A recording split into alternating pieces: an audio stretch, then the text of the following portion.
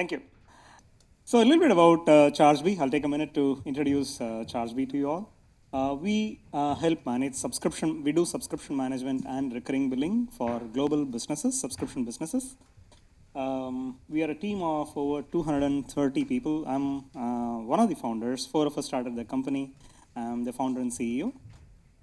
So we have home is Chennai. So we built the team around us, Chennai in India. We only have 3 seasons: hot, hotter, hottest.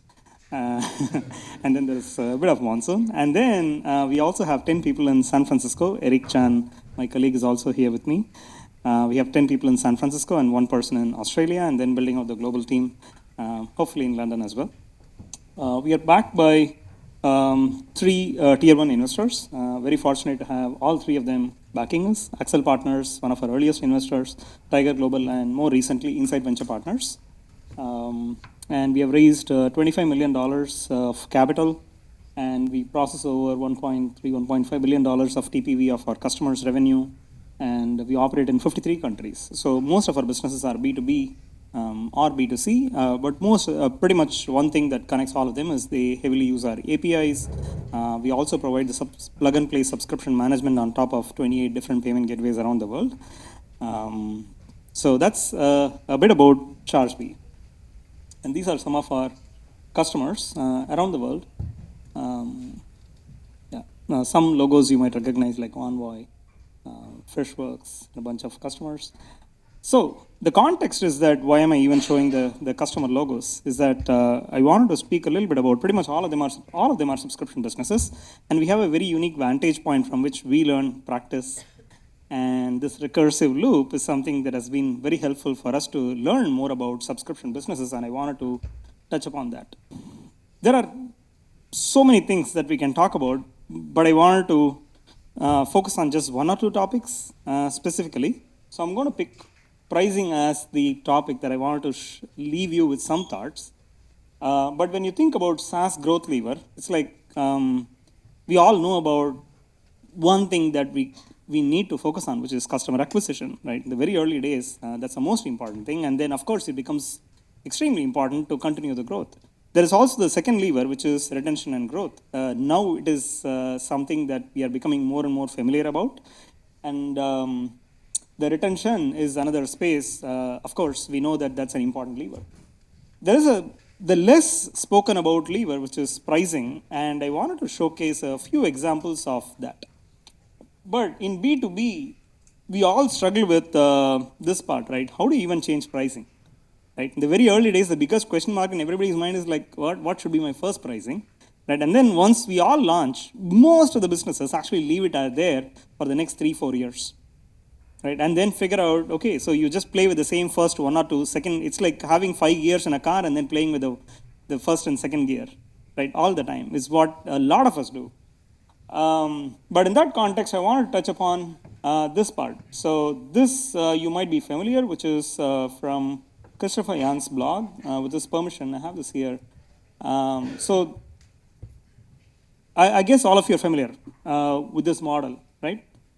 Which is all the way from the smallest of ACV size that you sell, which is a $10 product, to $100,000 product, and these are like 5 different ways in which you can build a $100 million business, right? So if you ask who do we sell to at Chargebee, we sell to rabbits and deers and trap elephants.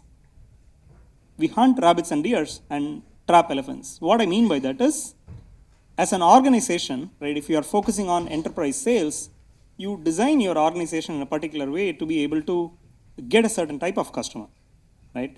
And we are nimble, and our customers are extremely nimble, and we acquire them online. The discovery happens online and at scale, which means that we are designed to not go for face-to-face meetings to sell. Instead, it's online discovery, put the product in front of the customer, and then when they explore the product, then you do the assisted buying. You really don't sell, right? We all call them inside sales, but what we basically do is assisted buying is what we all do in this model. And we all play in adjacencies. Because if you are actually a business which is selling at, let's say, $500 a month, you are likely that you will find some customers who are willing to pay you $2,000 a month, like a $25,000 ACV. And it is important that we understand these adjacencies and the and the ability to actually sell. What does it take for you to actually sell to some customers above that segment that we are designed for? So what with permission from Axel, I took this. This is something that we worked very closely with them to iterate on to share some of our learnings with early stage companies. So this is from HubSpot. Brian Balfour wrote this particular blog about the growth framework, which is basically the 4 things that you need to really think about and make sure there is alignment for you to have a fantastic growth engine. But what does it mean to us, especially when we are iterating through the product through several stages of growth? It's that the various questions that come up. For example, when you think about a market, is your product designed for a business person or is it for developers? And that has a direct bearing on how your product is built. And do you have an open API? And can you allow the people customers to come and explore, prospects to explore the product, just like how a developer likes it? Versus, let's say you're selling to finance people, you probably need even your call to action on your website to how you sell will probably require you to tell them they like to be sold to, right? Sell it to me, and they don't mind picking up the phone call and then getting on a Zoom to actually say, let's walk me through the product, right? Because you will rarely find finance people coming in and then finding solutions, right? So it is important that we recognize who we are selling to and what should the product look like and how am I going to sell, which is basically, are you going to go through online discovery, which is Google AdWords and SEM, SEO, and content marketing, or do you need to go through conferences to be able to sell, or do you need to go through specific channels like Performative, CFO, forums to be able to get in front of those people to be able to sell better, right? And eventually, all of this ties into the basic business model that you are how you are going to price your product, how are you going to charge for that value, all of that. So it all ties together, and this is the evolution of that model, because we can talk about all of this, but ultimately it is important that we are able to make all of this align and work together. And that means you cannot do things at scale, let's say viral growth experiments, or let's say repeatable sales process with a team of inside salespeople or outbound salespeople to do all of this without your first few customers and finding the early adopters and making sure that you have a decent product market fit. And then you can scale the repeatability process, right? So this is the what we mean. It's deliberately written as MVS, not MVP, because it's a minimum viable segment for which you will be able to build the product, and then you scale it up from there, right? And this is how this works. Now, why are we talking about this part? When it comes to B2C, we tend to naturally think that, of course, we can do pricing experimentation. But when it comes to a lot of B2B companies, we tend to think that pricing experiments, that's probably for B2C, right? And I think you might be familiar with the uproar that was there in different forums when Netflix suddenly changed the pricing for a lot of people without grandfathering prices, all of that. Leaving aside all that controversy, I think one thing we should focus on is how much the pricing has increased. Even somebody like Netflix cannot actually arrive at a particular price or continuously tries to introduce new plans based on the value. Something interesting that I want to point out is how there are look at the premium plans that were introduced. It has nothing to do with some of the early plans, right? And there is so much nuance to it, which is unlimited UHD streaming, 4 screens, and all of that. And they discovered the usage patterns based on how people were using it, and then they were continuing to iterate on the pricing to introduce this. Okay, so this applies to Netflix, but who else does it? Any guesses what this is? Exactly, Web Archive. This is pricing page, shopify.com/pricing. This, I think, is HubSpot pricing page. Not the home page, just the pricing page in a particular year. I think this is 2013 or 2014. This is Zendesk, product/pricing. Now, this is a conversation that I used to repeatedly have with my team, especially in marketing, about how quickly we ship things with respect to the website. Especially for all of us who build on an inbound model where we want customers to discover us and want them to go through an inside sales process where they explore the product, and then you do the assisted buying. We have two products. Even if you are selling only one product, we all have two products. Is something that we try to internalize, which is your website is your first salesperson. That's your first product. And then you have your product that you actually sell to the customers. It's something that we repeatedly underestimate so much that we don't put enough emphasis on making sure that the website is continuously updated in line with the value proposition of the product. It's something important we cannot forget. And then when you ask your team, okay, so how are we going to update, right? It's almost like, yeah, we'll ship every month, right? Some changes. But look at what some of the best companies out there do, right? Even in a single page, like a pricing page, which is actually hard to experiment with, they consistently do so much experimentation. But what do you really experiment with in a page like pricing, right? It's not like tomorrow, every day you can change your prices. Your customers will obviously freak out. What do you really change in pricing? These are two examples of HubSpot. Now, I wanted to call upon something very interesting here in HubSpot's pricing page.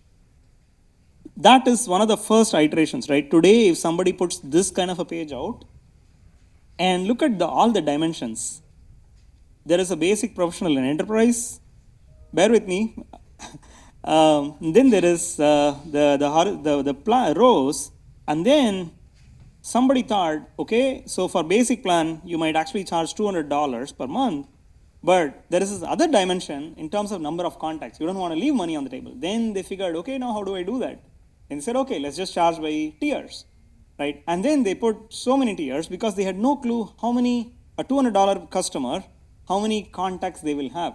So then somebody tried to actually monetize based on that. And then there is also the other factor. Now, what if somebody there is B2B customer, there is B2C customer. I don't know who is my ideal customer when you are having an initial product. Look at this particular thing, less than 500 visits per month, and then unlimited visits, right? Because now you wanted to avoid abuse of your product. You wanted fair usage. Then there is this other factor, right? And these are areas where we all think so hard about and then try to come up with this one perfect pricing. Instead, it's an iteration, right? Now, this is a variation, right? There are so many iterations through this, but these are what we call as the value metrics or value dimensions, right? All the different dimensions that we're actually talking about, like visits per month, number of contacts, all of these are the value metrics or value dimensions. And it's very tough to actually get it right from the very early days. And if you look at this pricing, they have $100 per 1,000 extra contacts, right? And then the $200 per month has only 100 contacts. And then they try to do a variation. And if you look closely through the web archive, in all those days that were there, they'll have like some testing or the other that is always going on for all the leads that were coming in to make sure that they were trying to find out what clicks, right, with the customer base and how is the usage internally. There is another experiment that was, I remember this particular experiment when it was, I think, $2,000 when I signed up with HubSpot long back. And that was for $2,000 for 6 hours of consulting time from an onboarding expert, was what they used to charge. Now, why do you even need that? The reason is somebody who purchases HubSpot without significant investment on their side to actually make sure that a marketer is able to set it up and they're up and running, and the product like HubSpot is fairly complex compared to all the other tools that we use. And if you are not invested in it as a company, they probably are churning out faster. So, and they had limited bandwidth in who they can sell to. So they try to apply this filter of actually saying, commit at least $2,000 onboarding fee, and if you negotiate hard, they will actually strike it off. And then we'll still say, you need to take 6 hours of onboarding time, right? And then use pricing as a filter to make sure that the customer is onboarded really well. And this friction that is introduced helps you qualify your customers better, right? Of course, a lot of people will walk away from purchasing the product if there is going to be a $2,000 onboarding fee. But that's exactly the customer that they wanted to avoid at that stage to make sure that they were finding the right customers who will stick with them, who are invested, to realize the right value from them. And later on, they removed all of that. Now today, if you look at HubSpot's pricing here, its enterprise pricing starts at $3,000 per month, billed annually. And then they also introduced a startup plan. There is also a free tier plan. All of that is available, right? But as they went upstream and the product became more and more self-service, but it was also capable of enterprise, then they simplified a lot of things related to onboarding to be able to afford internally, right? Because everything has a cost, even internally, right? And then you need to be able to afford to bring in a self-service customer at a much lower price. It's a very interesting evolution where you will generally find this happening the other way around. But HubSpot actually has done this, increasing the price, and then later on they have actually introduced all these plans. Which is a very interesting evolution of pricing. And there are so many nuances to it. If you actually go deeper into all the pages, you'll find many examples. Now, at the risk of actually spilling the beans, if there are any Chargebee customers, I'm still going to actually talk about Chargebee. So this, when we started off with a very stupid pricing, which was extremely low, which was just a transactional fees. And then we realized a lot of people did not even have the confidence to actually say, this is too good to be true, right? And maybe the product is actually bad, and then people walked away.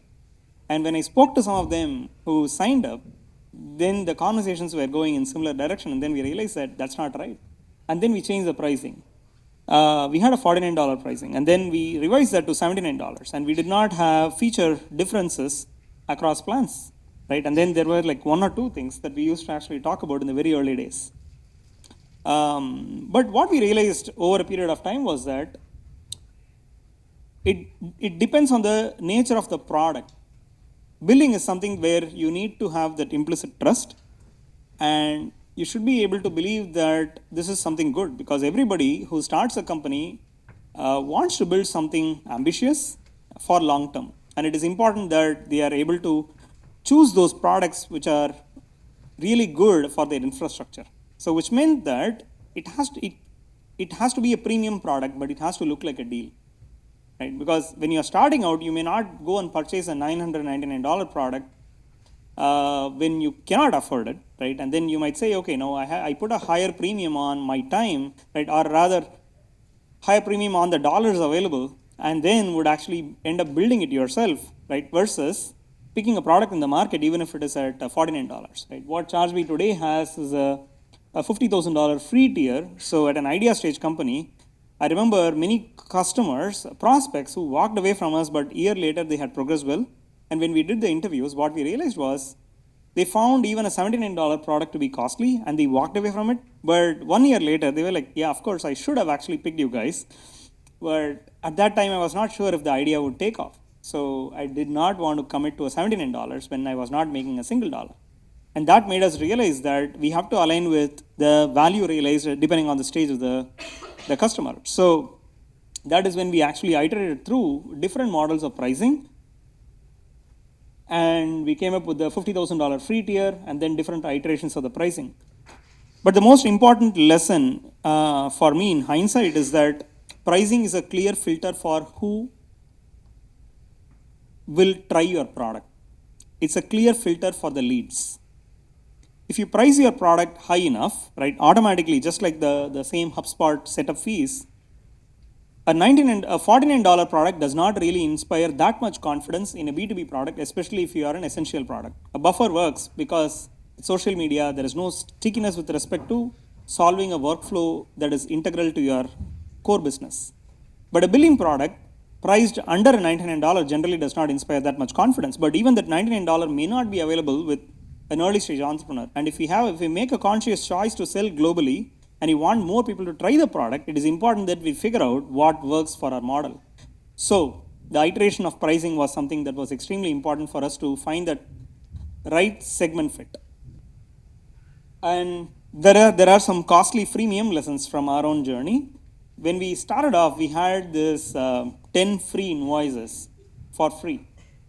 And what that did to us was a lot of freelancers or people or small consulting companies which used to charge recurring but had only less than 10 clients, right? For them, even the term that they used to describe their customers is clients. And they were looking at us as an alternative to a problem that a QuickBooks or a Xero did not solve. And the benchmark for them was a $15 product or a $29 product. And then they were looking at us saying, oh, that's free, right? Then I can use it. They were not really looking at it as a freemium, rather they were looking at it as a free product. And that meant that our aspiration was there will be a lot of people who will try the product, use it, and then eventually become a paying customer. But for them to become a paying customer, they have to grow. And for them to find value in the product, we were building a product that would solve complexity at scale, right? And as your business grows, your complexity increases, and that's a problem we are trying to solve. But you suddenly find customers or prospects who are actually saying, no, I'm going to always have 10 in free invoices, and I'm happy with that, right? Because that's basically their model. And they were looking at it as a substitute for something else, and the interests were orthogonal. And then we introduced a variation of our pricing where we had to remove that. We honored all the existing promises, but we removed that from the pricing page and then changed our model to the freemium, current freemium model through 3-4 hard iterations. But every time, by the time you realize your freemium is not working, this 3 to 6 months would have elapsed.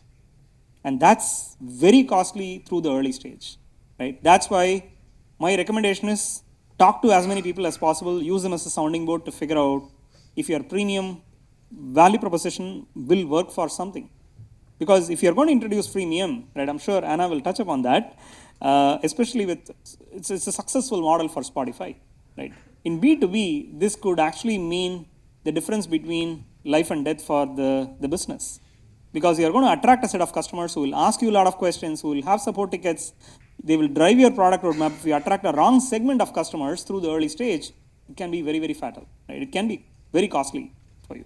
So it is important that we find the right metrics that works for us, and so judiciously use it to make it work for you. When I say work for you, it could mean virality, right? Or you should make sure that it pays for marketing, right? If people cannot, at that stage, in that segment, if they cannot pay with dollars, they can pay with marketing, right, with their time. But it's important that you make use of it to deliver a particular result for you. And there is a very strong reason why we need to iterate through pricing. Because if you are going to have like 4 or 10 engineers working on your product even through the early stage, continuously building more and more value in your SaaS product and adding features and capabilities, there are 2 things that happen.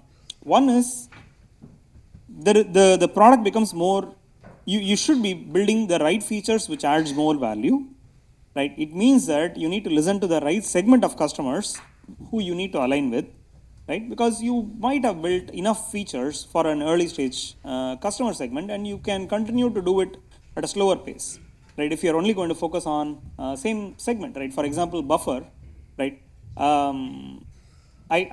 The number of things that you can actually add to a product like buffer in the freemium tier would be comparatively less compared to the most lucrative segment that they need to build for. The second thing is, if you don't focus on building those value-added services by listening to those high-growth customers who are growing with you, at some point of time they will start churning out. So it has to be used as a forcing function. My biggest lesson is you can use your own pricing as your forcing function to validate how will I justify this price, right? Even if you don't release a price.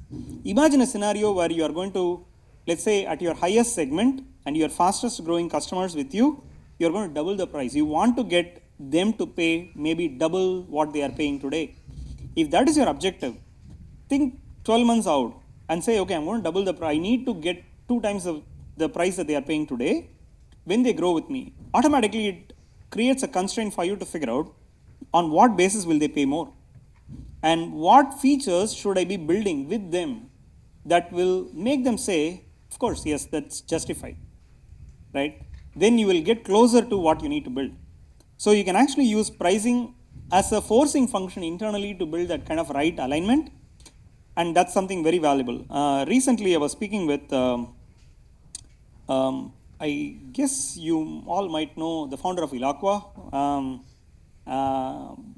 he sold the company to Oracle, right? And then he has started Influtive now, right? I think one of the lessons that he was sharing was that very early on, one of his mentors told him that just plan to increase your price by 20% for new customers every year. And from a price point where I think ServiceNow and products like Eloqua, they started at less than $4,000 ACV. And then eventually, by the time ServiceNow went IPO, they were selling, I think the highest contract that they sold was close to $15 million contract for 3 years. Right? And you don't get there without a plan in terms of how you are going to increasingly deliver more value to your customers and then be able to figure out how am I going to price it, right? So you can actually use pricing as a forcing function to figure out, am I delivering the right value for the right customer segments? But with that comes the biggest caveat, which is when we talk about pricing, right, it might look like, okay, so are we going to get greedy by just trying to actually say, okay, no, change prices, increase prices? That's not my point. I think when we are, especially in the B2B space, if we are actually asking another entrepreneur to trust and then build on top of our product, the trust is implicit, right? We need to give a firm ground for them to be able to build on us, which means that they should be able to think long term. So always do the right thing with respect to grandfathering prices for them forever, right? And then deliver all the features for at least 2 years in terms of all the new features on the old prices, right? And then give enough notice, sufficient notice for them to be able to move into a plan if they want to change plans 2 years later. Or they should still have the option to actually stay forever in the pricing, right? That should be the golden rule with respect to grandfathering. The other problem is we fall into the trap of thinking when we say increase prices, it is extracting more value. That's not the point. It's important to internalize that we are talking about making it look like a deal and delivering more value and figure out how are you going to justify an increased price for new customers. Learn from your existing customers. Because you are actually building more and more features and increasing the value of the product, figure out how are we going to have a price that is justified but still looks like a deal. And we are still very early in the SaaS world where we are talking about an Oracle implementation that takes like $1 million to $5 million to even know whether it's going to work, right? After 12 to 18 months. And for them, when you're actually solving the same problem with a sliver of, let's say, a $12,000 ACV contract for that customer, you're actually already a deal. But we all hesitate to charge even a $12,000, and then we try to price it at like $200, $500, and then we are like, we are afraid of actually charging that much. And that is something people who are building the SaaS world need to get over. That is what I mean by there is always a deal. SaaS is actually much more consistent than that. So that is about pricing. But the most important lesson that we learned through all of this journey is related to organizational alignment for a subscription business. When we talk about changing pricing and there is a continuously changing product, all of that, one of the biggest difficulties that we face, because if you are like two founders and a dog stage, it's much easier, right? And then like when 4 of us, 6 of us used to talk, like we can actually, pretty much everybody used to know about everything else that was happening. And then suddenly the team expands across geographies and then you don't even fit into the same room. And then the context that you build into your decision making is something that gets lost. And what a salesperson actually knows in terms of a decision may not be known to a marketer, or what a marketer is doing, the full context may not be passed on to your salesperson and then your customer success person and so on. And that is when the customers start feeling the inconsistency in the experience. And when they reach out through support, again, there is another channel through which there is a conversation happening. So in a typical subscription business, the biggest challenge is making sure that there is organizational alignment from everybody buying into your decision process. Let's say you want to make a pricing change and you are experimenting with something. The biggest difficulty we all face is making sure that we all speak the same language with respect to the rationale behind it. and why we are making the change and what do we intend to learn from that change, right? You can always roll back the pricing change, but it's important that you are actually having a firm hypothesis and what you learn from that before you commit to it or you roll back. And if we don't have that conversation happening, especially at the leadership level, to talk about the decisions and how are we going to approach it, it can create a lot of challenges with respect to making sure that the customer experience is consistent and we are able to learn the right lessons while we actually iterate through various things in pricing, right? It could be related to customer acquisition, retention strategy, or it could be pricing. But it's important that we think through, write down, and make sure that we bring all the groups on the same page. Again, the reason why I want to touch upon these two topics is that when you have questions, I wanted to seed a thought on the topics of interest that we could actually have a conversation about. And these are two topics that I thought could be of interest. There are a couple of reasons why these are very important. One is retention is extremely important. And if you have a leaky bucket with respect to the business, no matter how amazing the acquisition funnel is, it's going to create a lot of ripple effect across the entire flywheel, right? I'm not talking about a funnel, rather a flywheel. Because the acquired customers need to come through and then they need to go through the customer success wheel for them to actually, the retention, you should be able to retain them to continuously deliver value, and that's the only way where it can lead to viral growth. The other part is to closely study all the successful companies, right? We are not alone, and there are a lot of companies that have done this extremely well, so we can actually learn from them by going to web.archive and look at the things that they are doing before we actually implement it. So there are tons of lessons that are out there, so you should look out. The other one is figuring out the new dimensions based on which you will continuously price your product, which is with reference to how HubSpot has been iterating through pricing, or how Shopify has done that beautifully. We tend to think that Shopify is a very low price product at $29, and today we might actually imagine that that's how it has always remained. But you'll be very surprised by all the pricing iterations that they have done, where it's not even a comparison between them and somebody else. Most of the time, you need pricing that is so simple that doesn't make the user think, but it's an emotional decision for them to commit to trying your product, and you get over that objection for them to get through, and yet you want to make sure that you are pricing it optimally. If you study Shopify's pricing, it's fantastic. They never had a percentage-based pricing model 4 or 5 years back, and if you go study their quarterly results, they have 30% of the revenue that is coming through percentage-based revenue. That's almost like a payments company, but it's actually a SaaS company. But it's fascinating the way they have iterated through every layer of pricing by actually saying, this is my preferred gateway, and if you go through that, then I'll charge you no additional fee. And then, but if you pick another gateway, then I'll charge you an additional 2% or whatever, right? And then depending on, and then they'll have a $29 pricing for which they charge $2%. And then they also have a $179 price for which they charge like 0.5%. Now suddenly you start comparing this $29 to $179 and then start doing the math in your head to say, okay, of course I can make $50,000 per month.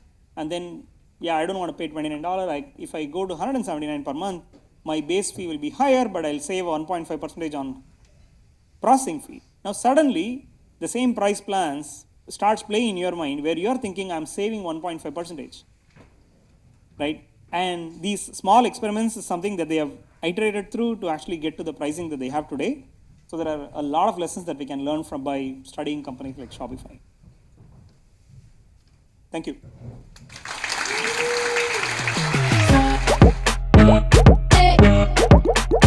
Que